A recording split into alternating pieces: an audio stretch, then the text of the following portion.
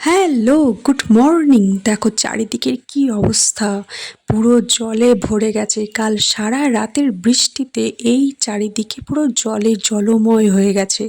দেখো আমাদের বাড়ির চারিদিকে এই অবস্থা হয়েছে। সকাল সকাল ঘুম থেকে উঠেই দেখছি চারিদিক পুরো জলে থই থই করছে।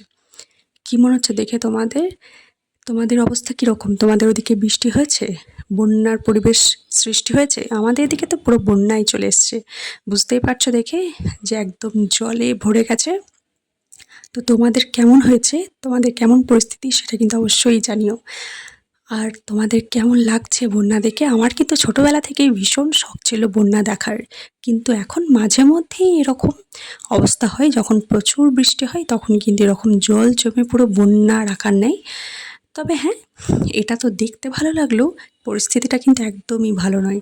কারণ যারা বেরিয়ে যাচ্ছে, সকাল সকাল ভাই বেরিয়ে গেছে, বাবা স্কুল গেছে, ভীষণই কিন্তু নাজেহাল। তো চলো সকাল সকাল একটা সুন্দর সুগন্ধি পরিবেশ দিয়ে আজকে সকালটা শুরু করছি, জলময়ের সাথে সুগন্ধি।